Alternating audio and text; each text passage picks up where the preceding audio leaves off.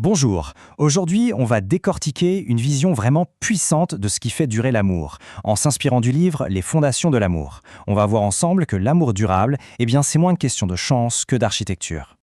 Allez, on attaque direct avec cette métaphore qui est juste parfaite. L'amour, comme une maison, a besoin d'une structure solide pour résister aux tempêtes de la vie. C'est vraiment l'idée qui va nous guider tout au long de cette analyse.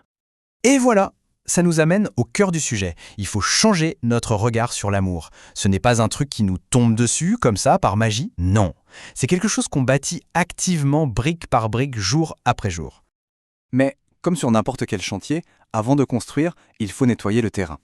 Et ce terrain est souvent encombré par les débris assez dangereux des mythes romantiques. Ironiquement, ce sont eux qui préparent souvent les relations à l'échec. Alors là, on met les choses face à face.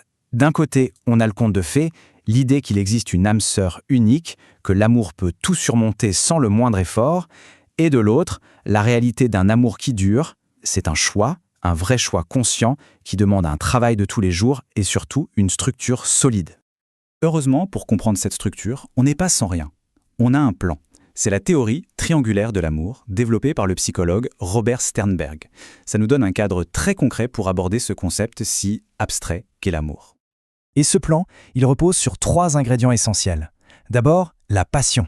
Ça, c'est l'étincelle, l'attraction. Ensuite, l'intimité. Là, on est dans la connexion émotionnelle, la complicité, le sentiment d'être vraiment compris. Et enfin, l'engagement. C'est la décision réfléchie de rester ensemble. L'amour le plus complet, celui qu'on appelle l'amour consumé, c'est quand ces 3 dimensions sont réunies. Bon, les fondations sont posées.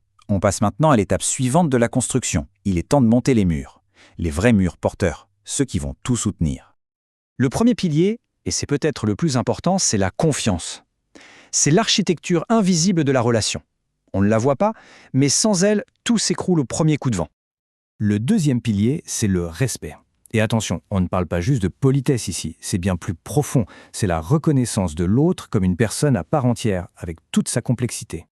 Et le troisième pilier, c'est l'engagement. Pas seulement la grande promesse qu'on fait une fois, mais un choix conscient qu'on renouvelle chaque jour.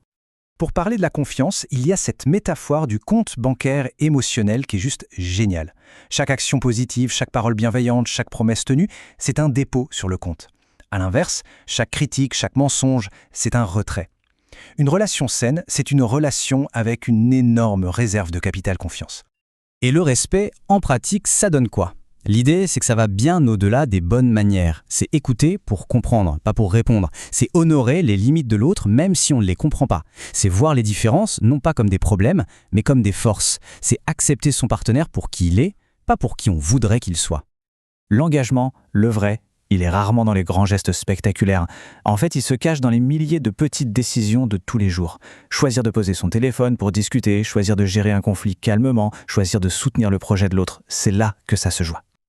Ok, la structure est là, les murs sont montés, maintenant on peut s'occuper de l'aménagement intérieur. Et l'objectif, c'est de créer un environnement où l'on se sent en sécurité, un refuge où les 2 partenaires peuvent vraiment s'épanouir.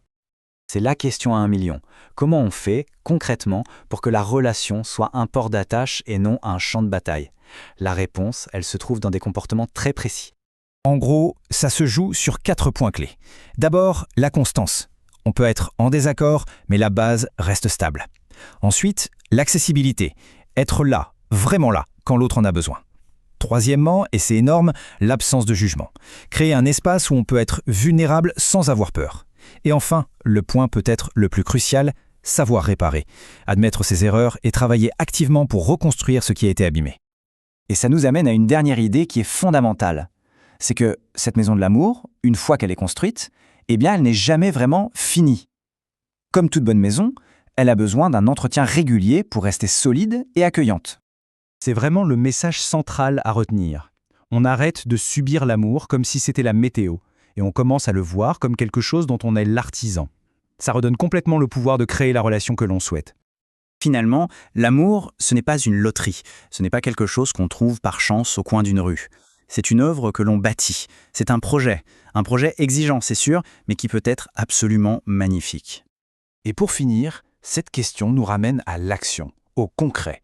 Si l'amour est une construction, alors chaque jour compte. Chaque petite action, chaque choix conscient, c'est une pierre de plus qu'on ajoute à l'édifice. Alors, La vraie question, c'est quelle pierre va-t-on poser